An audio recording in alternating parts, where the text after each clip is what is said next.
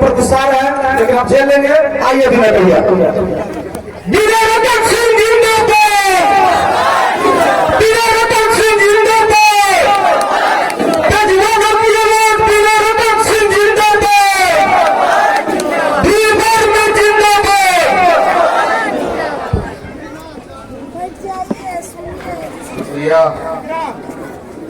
संचालनकर्ता महोदय, लेकिन अभी यहाँ बड़े जिंदाबाद के नारे लगाने लायक नहीं हुए।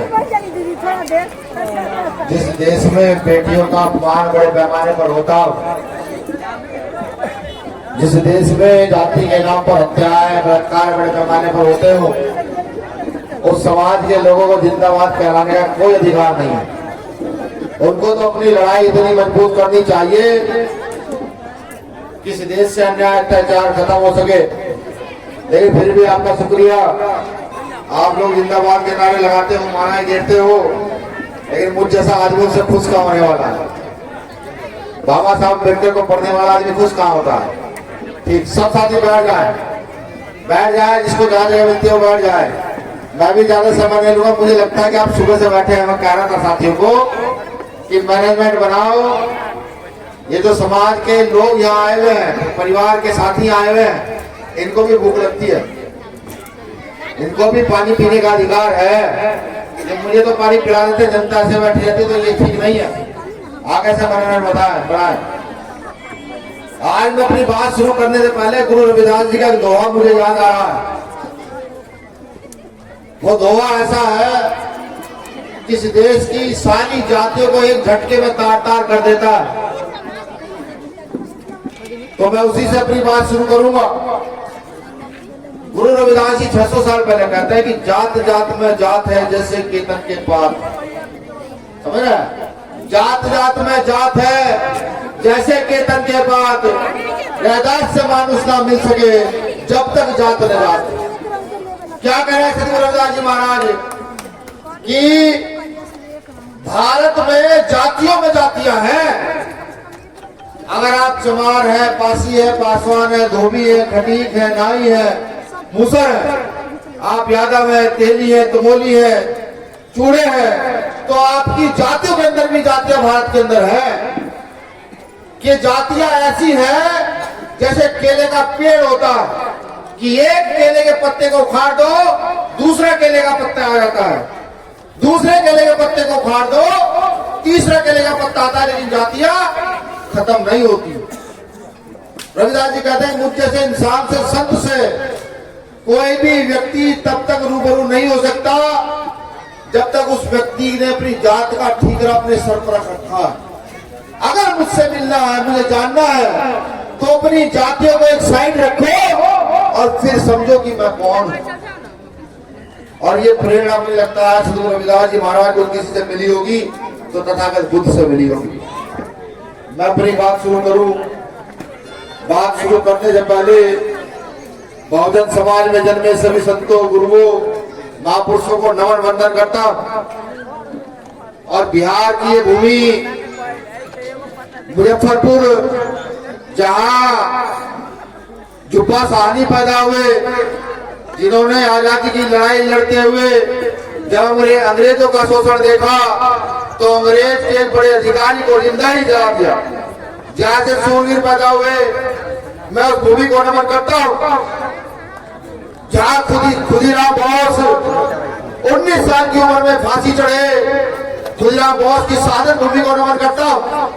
मैं नमन करता हूं उस भूमि को कि जब कारगिल में पाकिस्तान से युद्ध हुआ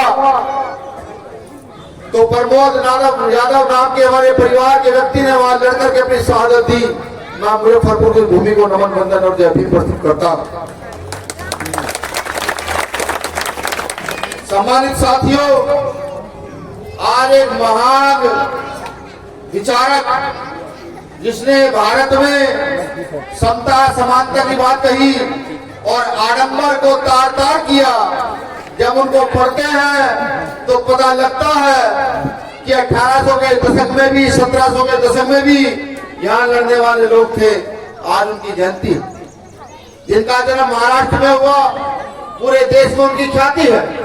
आज संत गाड़गे महाराज की जयंती है, जिन्होंने ये कहा कि अगर आपको भगवान को ढूंढना है तो जाओ आप विकलांगों की सेवा करो, जाओ आप वृद्धों की सेवा करो, जाओ गरीब मजदूरों के साथ खड़े हो जाओ, आपको भगवान मिल जाएंगे। जिन्होंने ये कहा, उनकी जयंती है, मैं उनको भी सत नमन वंदन करता हूँ, क्या भी प्रस्तुत करता हूँ।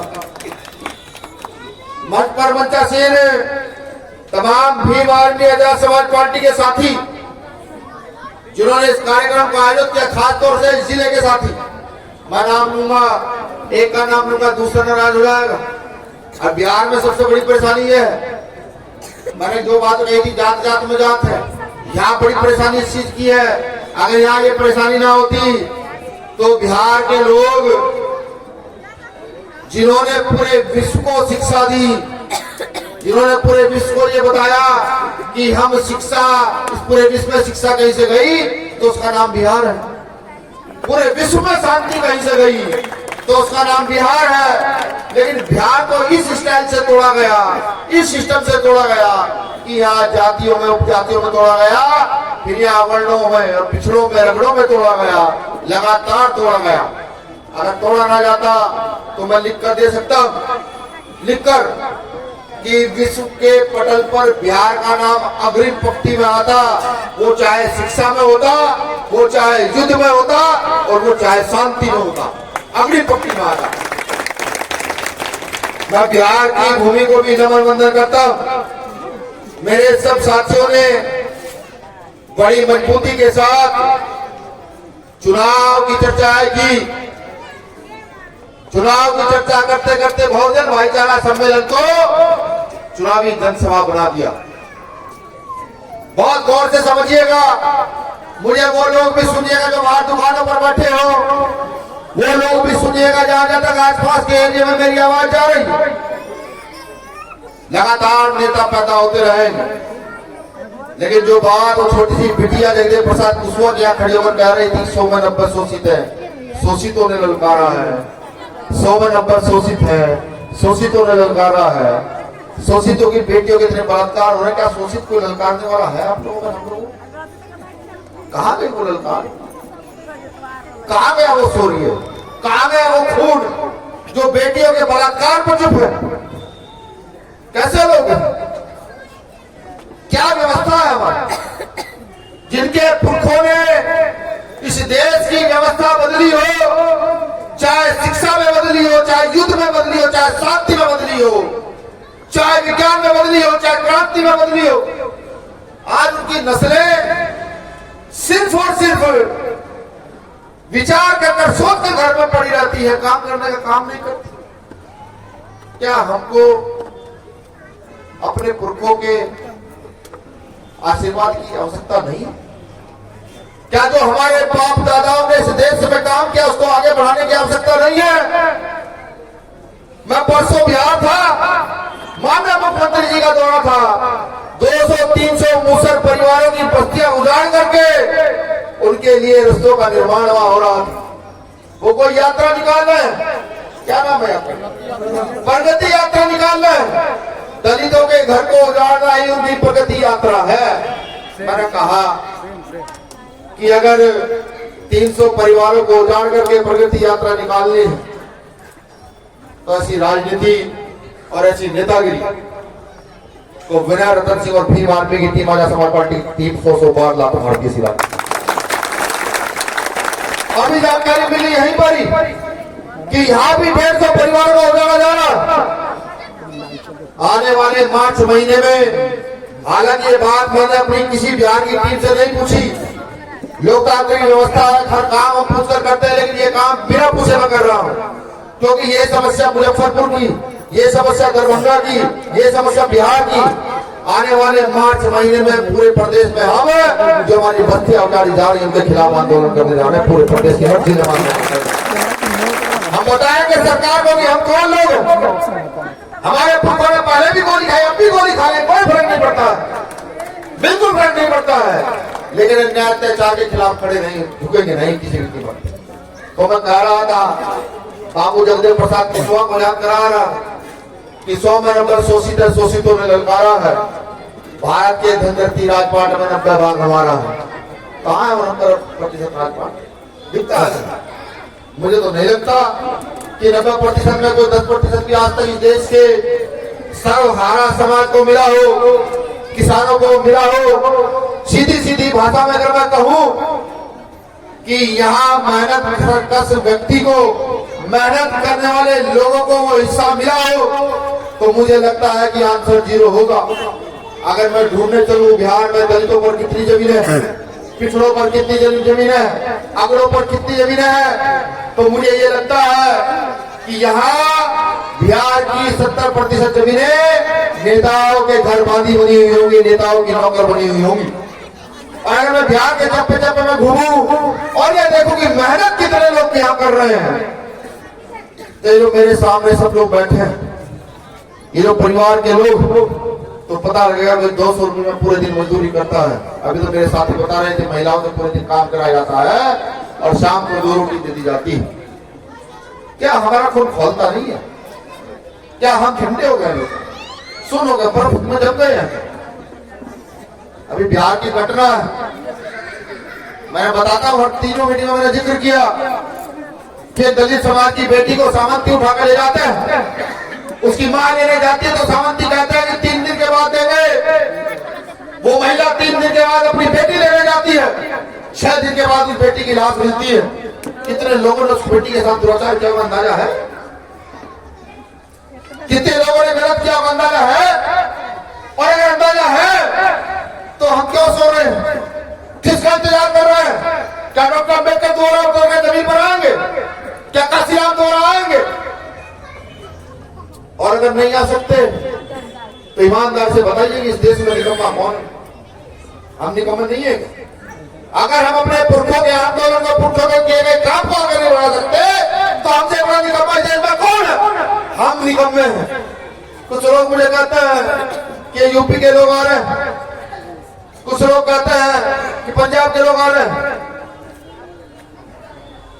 उनको दुख होने लगा, दर्द होने लगा कि डॉक्टर अंबेडकर की व्यवस्था को बताने वाले लोग बड़ी तेजी से आगे की ओर बढ़ रहे हैं। और कैसे लोग कि अगर आप धूप में लिटा दोगे तो धूप में लेट जाएंगे, और कहोगे पूरी रात मच्छरों में सोना तो मच्छरों में सो जाएंगे।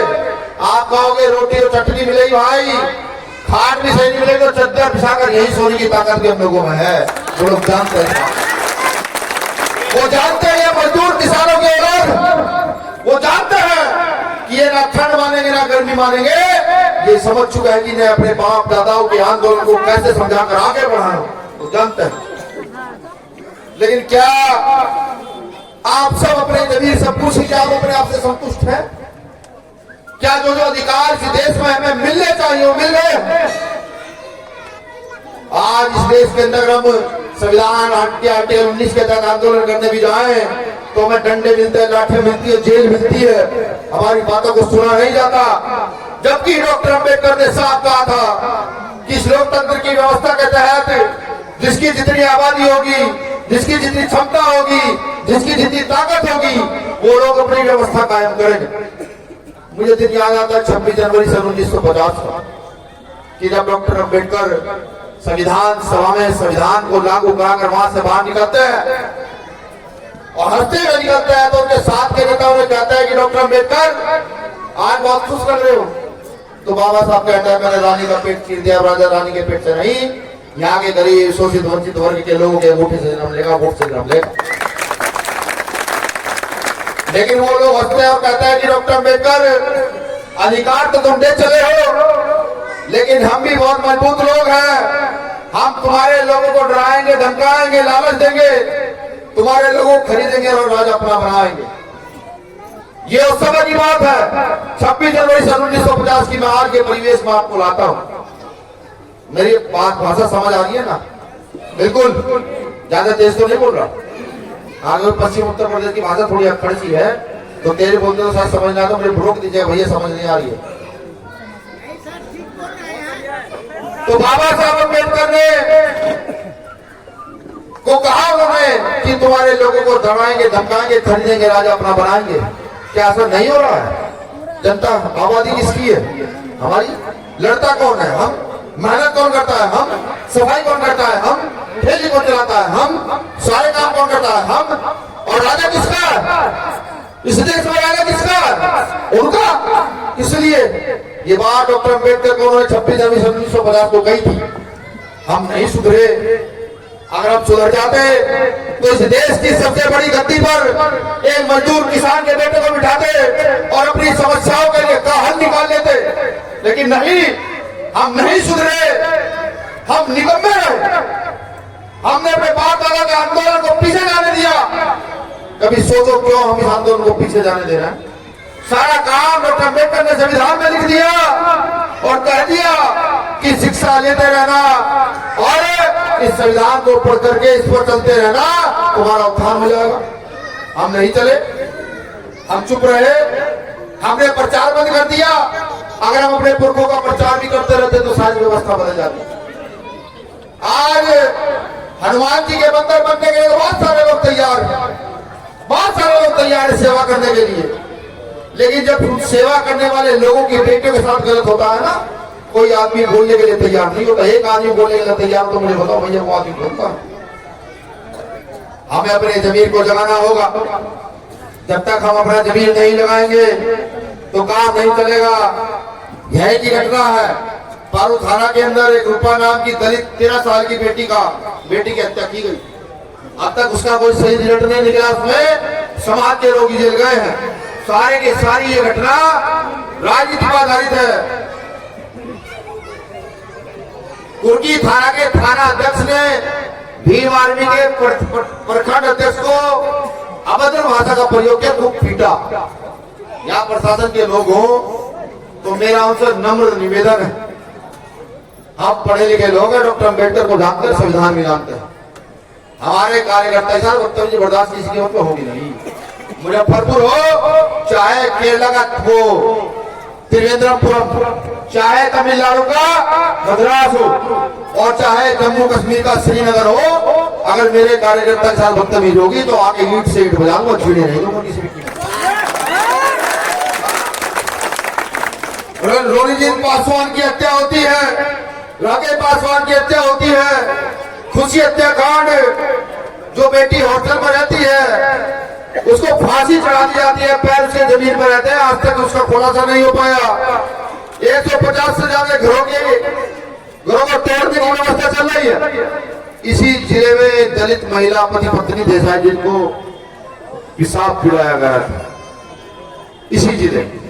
और ये घटना यही की नहीं, मैं उत्तर प्रदेश जाऊं तो वहां मनीषा वाल्मीकि होता है, मैं राजस्थान जाऊं तो वहां मुंह से रखने पर हत्या हो जाती है, मैं मध्य प्रदेश जाऊं तो वहां शादी के घोड़ी पर चढ़ने नहीं दिया जाता, अगर मैं केरल चला जाऊं वहां भी दलितों की बहुत बुरी स्थिति है। किसी भी प्रदेश में जाओ सब जगह सुनने को मिलता है, दलितों के साथ ये हो गया, पिछड़ों के साथ ये हो गया, आज मुसलमानों के साथ ये हो गया। इसका कारण कोई कहता हो यहाँ बेटी भारतीय जनता पार्टी की सरकार है, ये गलत है, इसका कारण कोई है तो इस देश की महान जनता है जो सो रही है। अगर इस देश का दलित शोषित वंचित वर्ग खड़ा हो जाए, अपने वोट का सही प्रयोग कर जाए और इस देश में अपने बीच के नेताओं को बिठा लेने का काम करे, तो क्या आपको लगता है कि आपकी बेटे के साथ आपके घर को तोड़ा जा सकता है, गलत हो सकता है? आप डॉक्टर अम्बेडकर को नहीं समझे। बाबा साहब अम्बेडकर ने आपको आर्टिकल 21 कह दिया जिसमें आपकी शिक्षा की, बच्चों की शिक्षा की व्यवस्था की। लेकिन जब उनको पता लगा कि इस देश के अछूतों के बच्चे पढ़ने लगे हैं, उन्होंने आर्टिकल 21 कह तो रखा, लेकिन इस देश में शिक्षा दोहरी कर दी। दोहरी शिक्षा कैसी कि अगर आपके पास इतने सारे पैसे हैं तो आपका बच्चा एक बहुत बड़े स्कूल में जाएगा जिसकी फीस 20,000, 30,000, 50,000 रुपए होगी। वो वहां सीखेगा गाना गाना, वो वहां सीखेगा भाषण देना, वो वहां सीखेगा कुश्ती लड़ना, वो वहां सीखेगा क्रिकेट मैच खेलना। और हमारा बच्चा प्राइमरी स्कूल में जाएगा, वो वहां क्या सीखेगा? सिर्फ और सिर्फ खिचड़ी खाना। सोचिए वो लोग हमें कितना पीछे धकेल देना चाहते हैं। इस देश की मात्र 2 समस्याएं हैं। अगर उन समस्याओं का समाधान कोई सरकार कर दे तो मैं लिख कर दे सकता हूं कि कि एक रिक्शा चलाने वाले का बच्चा भी इस देश में एक दिन आईएएस बनकर बैठने की क्षमता रखेगा, बिल्कुल रखेगा, लेकिन हम लोग ध्यान नहीं देते। दो सवाल खुद से पूछना शुरू कीजिए, व्हाट इज वोट, वोट क्या है, और the power of vote, vote की ताकत क्या है। ये दो सवाल अपने आप से पूछना शुरू कीजिए तो पता लगेगा कि आपके सांस लेने को छोड़ने से, सांस जो आप लेते हैं उसको छोड़ करके जो भी कुछ मिला है वो वोट की ताकत से आपको मिला। जो भी कुछ मिला, मैं खड़ा कर बोल रहा हूं, वोट की ताकत, बिल्कुल वोट की ताकत है।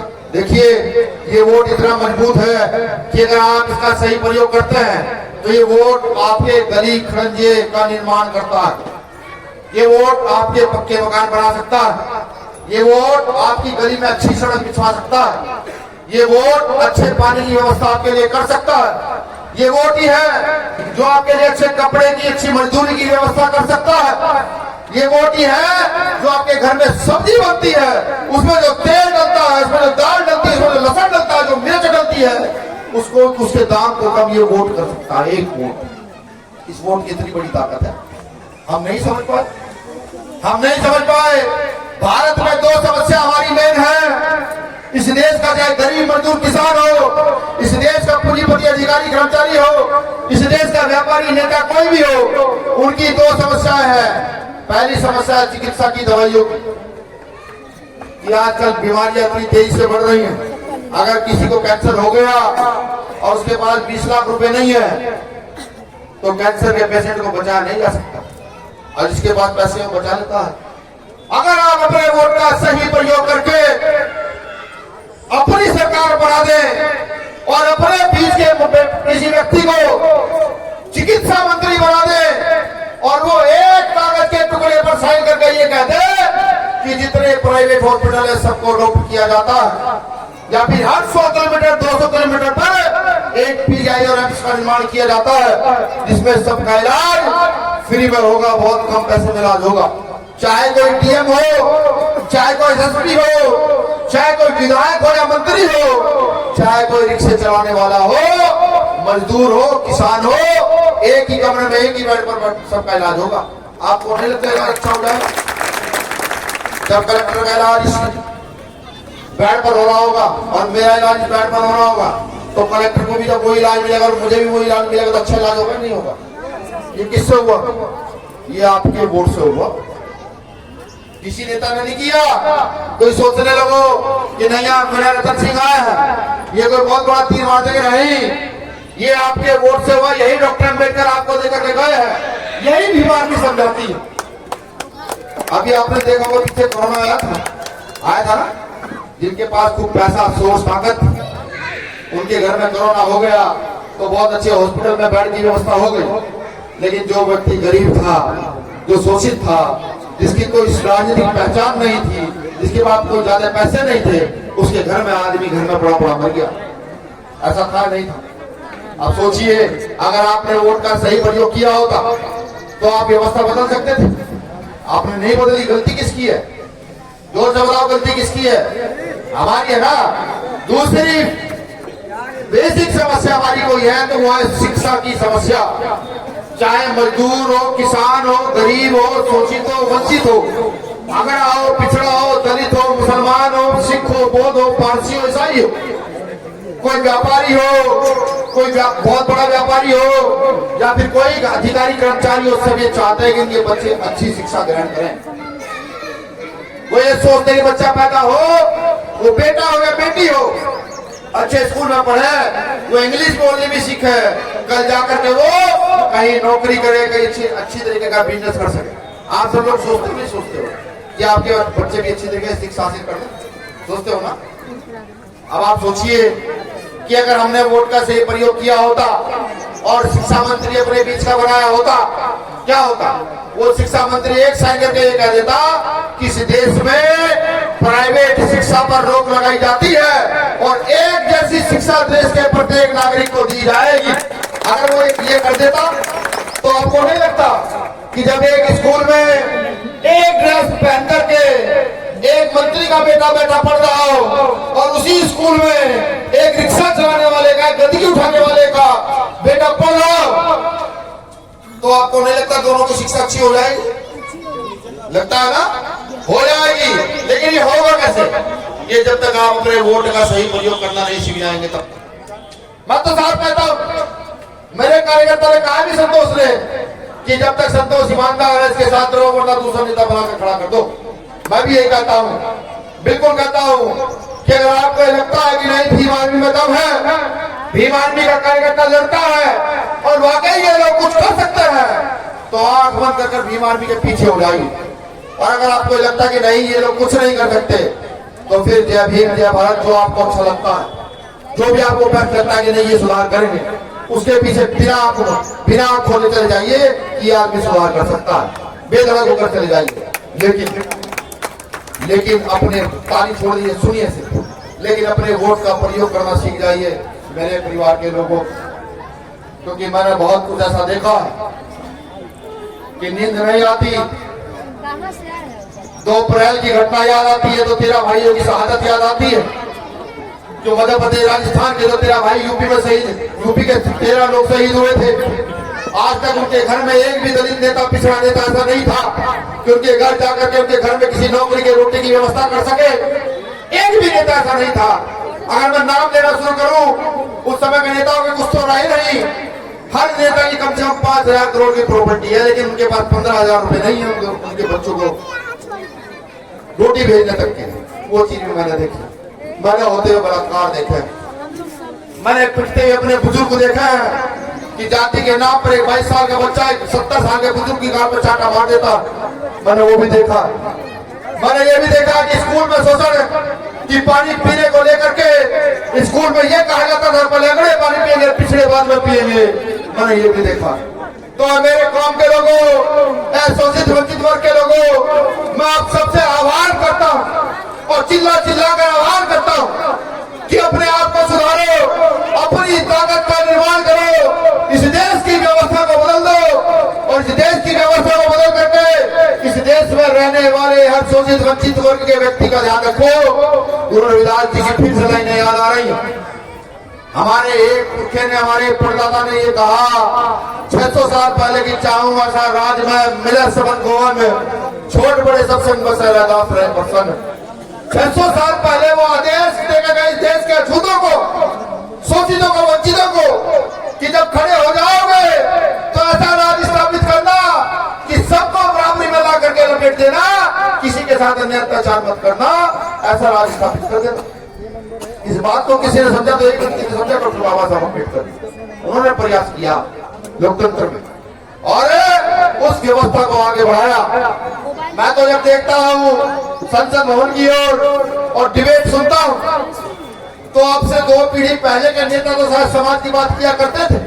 2 पीढ़ी पहले के नेता कौन से? जैसे माननीय काशीराम साहब, रामविलास पासवान साहब, शरद यादव साहब, वो नेता तो शायद करते थे सब कौम की बात, लेकिन बीच की जो 2 पीढ़ियां आई उन्होंने कौम की बात नहीं की, उन्होंने की परिवार की बात और अपनी जेब की बात की, जेब कैसे भरी जाएगी, ये बात उन्होंने की।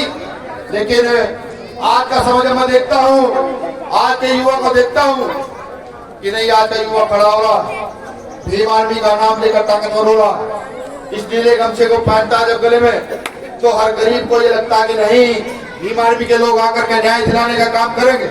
अधिकारी कर्मचारी को ये लगता है कि अगर भीम आर्मी के लोग आएंगे तो अल्लाह उतारेंगे, इससे पहले काम सही कर दो।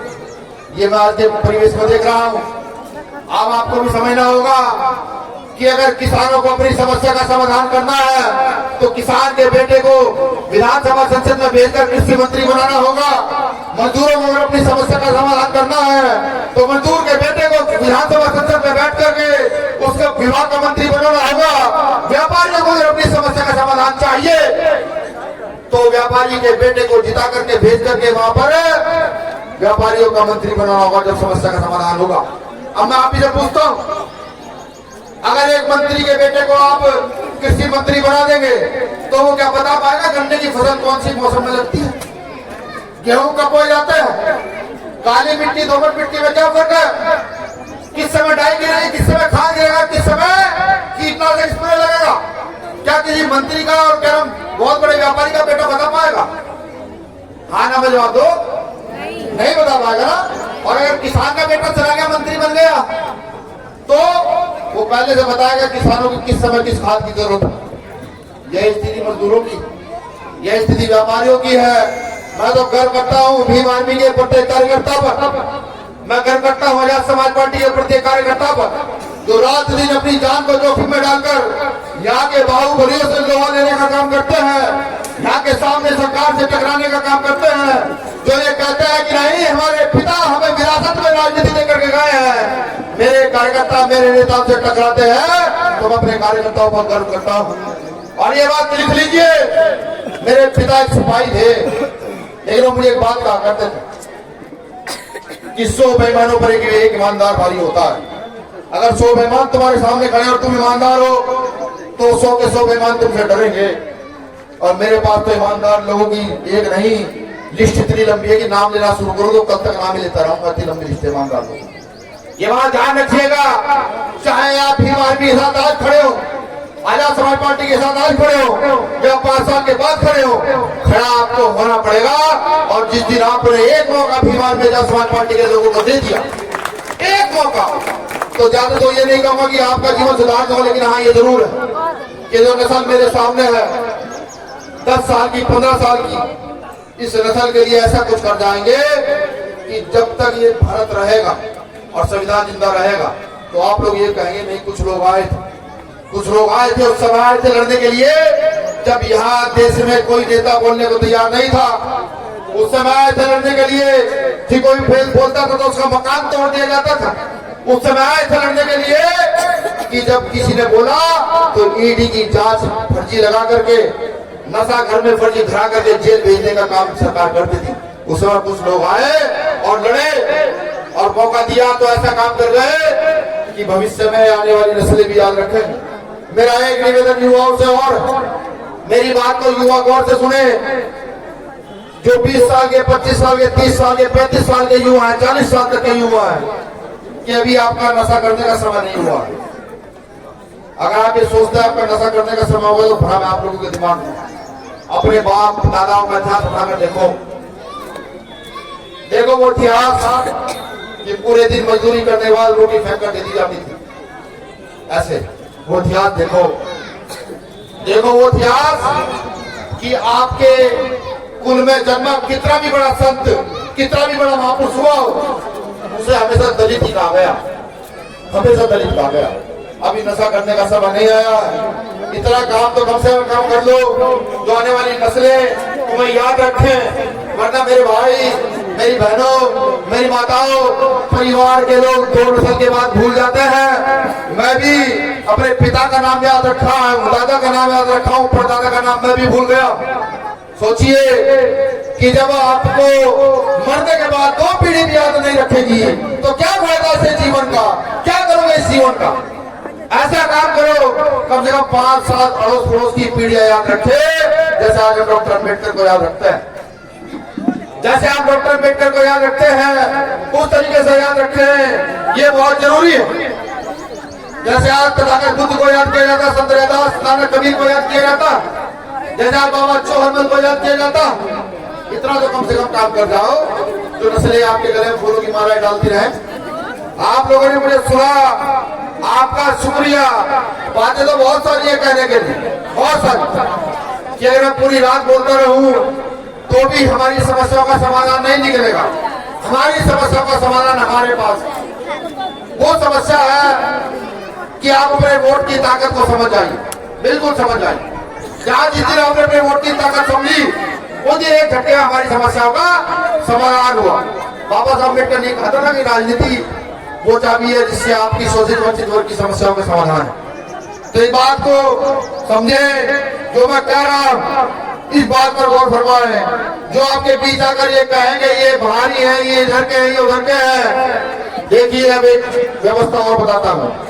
उत्तर भारत में अगर गाय को मार दिया जाए तो आरएसएस के लोग सड़क पर आकर आंदोलन करते हत्या कर देते हैं, झूठी झूठी खबर पर। और दक्षिण भारत में वही आरएसएस के लोग गाय को काट काट करके खाते हैं। ये मैं पता किसलिए बता रहा हूँ, क्योंकि जो डॉक्टर अम्बेडकर के आंदोलन के लोग वो जब पूरे देश की व्यवस्था पर चर्चा करते हैं तो उनको ये कहा जाता है कि ये भारी है, बिल्कुल कहा जाता है। जब नौकरियों पर, जब व्यवस्था पर, जब सरकारी संस्थानों पर चर्चा होगी तो भारी आ जाता है, लेकिन जब सिर्फ धर्म पर चर्चा होगी तो फिर भारी का शब्द नहीं आता, फिर कुछ नहीं आता। तो ये धर्म भी हमारा अपना अधिकार है, हम किसे मानेंगे, लेकिन इस देश के प्रत्येक नागरिक के अधिकार है, राइट्स है। उन राइट को पढ़ो और पढ़ कर उन पर लड़ने का काम करो और अपने अधिकार लो। जो इस देश में हिस्सा हमारा वो हमें चाहिए। शुक्रिया, आप सब लोगों ने मुझे सुना। इस बीच मेरे शब्द से किसी को हाथ पहुंचाओ, क्योंकि हम पश्चिम उत्तर प्रदेश के लोग तू को अच्छा मानते हैं और यहाँ पूर्व की भाषा, बिहार की भाषा तो ऐसी है कि अगर कोई गाली मिले तो लगता है जब फूल दे दिया हो, ठीक है। तो कोई शब्द से मेरे किसी को हाथ मारो, उसके लिए आपसे मैं माफी चाहता हूँ। आप ही का भाई हूँ, आप ही का बेटा हूँ, आप ही का बच्चा हूँ। इस आंदोलन में, इस कार्यक्रम को सफल बनाने के लिए आप सभी का शुक्रिया। पुनः एक बार कहूंगा कि जाग जाओ, अब सोने का समय नहीं है। चंद लाइनों से अपनी बात खत्म करूंगा। लाइनें तो दूसरी कहना चाहता था, लेकिन फिर गुरु रविदास जी की 2 लाइनें याद आ गई, बहुत महत्वपूर्ण है। देखिए, खासतौर से महिलाएं मेरी बात को सुने। गुरु रविदास जी एक बात कह रहे हैं कि क्यों जाऊं मैं मथुरा काशी, क्यों करूं मैं वृंदावन वास, कि क्यों जाऊं मैं मथुरा काशी, क्यों करूं मैं वृंदावन वास, ईश्वर मेरे मुझ में है, मैं क्यों करूं इधर उधर तलाश। ये बात गुरु रविदास जी किसने कह रहे हैं कि आप जो है ना अपने आस पड़ोस में कोई बुजुर्ग हो उसकी सेवा करो, अपने माँ बाप की सेवा करो, कोई विकलांग हो उसकी सेवा करो, जो संत गाड़गे भी कह रहे हैं उसकी सेवा करो, तो आपको पुण्य मिलेगा, समझ रहे हो। और भाई कहीं चले जाओ, माँ बाप की सेवा नहीं करोगे तो कोई पुण्य आपको मिलने वाला नहीं है। शुक्रिया, जय भीम, जय भारत, जय संविधान।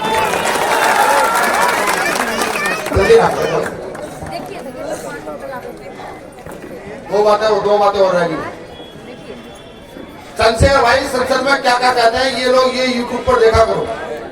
ये बात मैं पता किसने कह रहा हूं, मैं आप सब में नेता बनने की क्षमता देखना चाहता हूं। ये बिहार नहीं, यहाँ हर घर में नेता है, आप सब में क्षमता देखना चाहता हूं। और पता है किस लिए, कि जब कोई लीडर आपके पास आए तो आप उससे पूछें कि चंद्रशेखर आजाद संसद में खड़े होकर मनरेगा की मजदूरी बढ़ा देते हैं, आपने क्या किया। पुलिस की छुट्टी के लिए बात करते हैं, शिक्षा के एकीकरण के लिए बात करते हैं कि एक जैसी शिक्षा हो, आपने बात कब की। आप में क्षमता होनी चाहिए बात करने की। ठीक, एक दुखद खबर भी है, हमारे बहुत जिम्मेदार साथी हैं,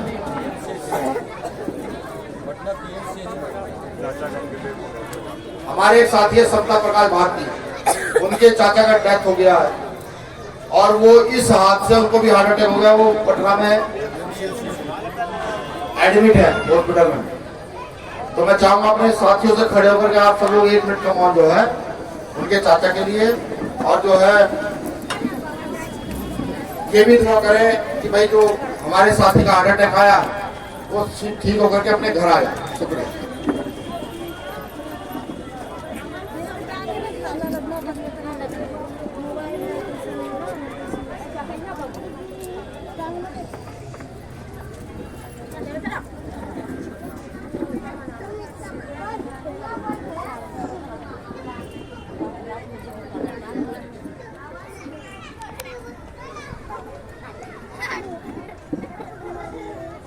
शुक्रिया। अब हाथ उठा के एक चीज जानना चाहता हूँ,